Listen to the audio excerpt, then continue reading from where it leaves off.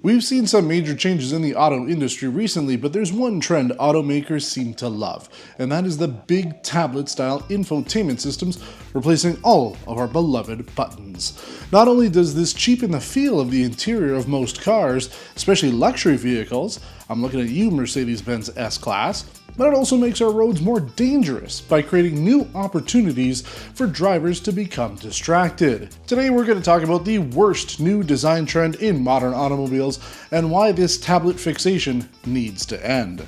Over the last 5 years, in-car infotainment screen sizes have increased, on average, from 6.4 inches to 7.3 inches. Now, that doesn't sound like much, but rewind even 10 years ago, and most cars on the market had basic radio units that just displayed the radio channel and a handful of presets.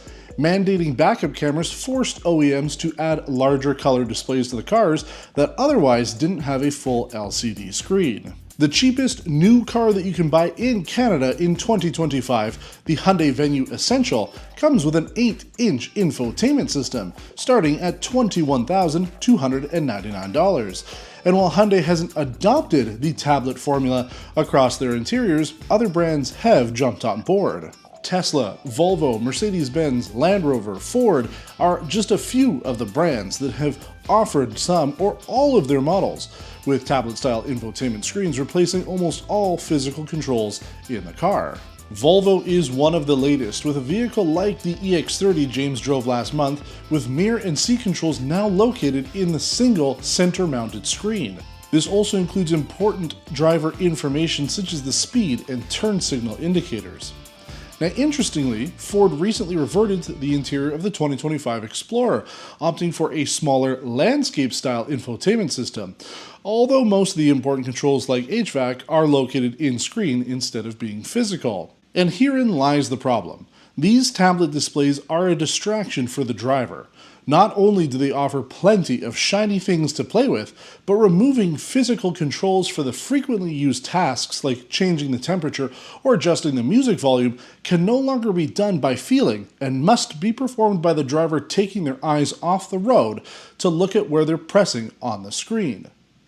None of these in-tablet displays provide a safer driving experience. They all require some level of distraction to perform basic tasks, and even a bit of distraction can kill.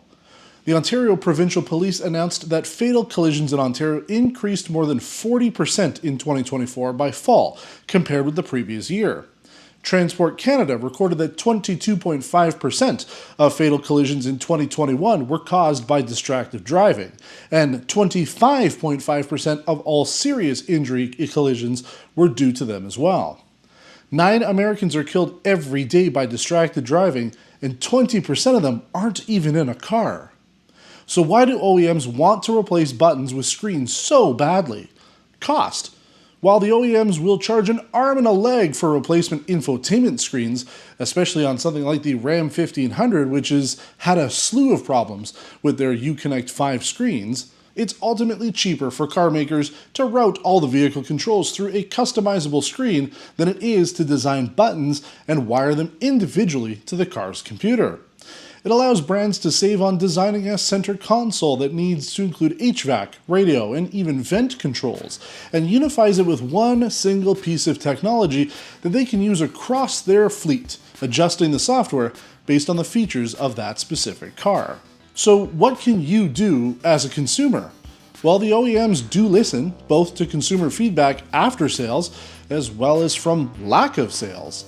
We appreciate Ford's recent change with the 2025 Explorer, offering a smaller screen to help with this problem. However, without adding any physical buttons to the redesign means that they really didn't do it based on consumer feedback and likely has to do with them saving cost on a smaller screen as well as improving the overall performance of Sync 4 without having to display it over such a large piece of screen real estate. We've had our slew of problems with Sync 4, so it's kind of why we're leading in that direction. Now, if you don't want a large tablet replacing your buttons, don't buy a car that has one. That's the best way for manufacturers to know that their product is not working. I think another avenue is to pressure legislators to recognize these large screens as another form of driver distraction.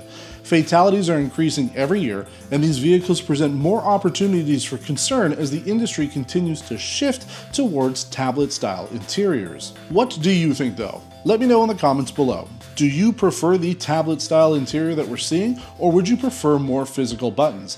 As always, we appreciate you tuning in and invite you to subscribe to our channel for more content like this. For PRN, I'm Nile, and thanks for watching.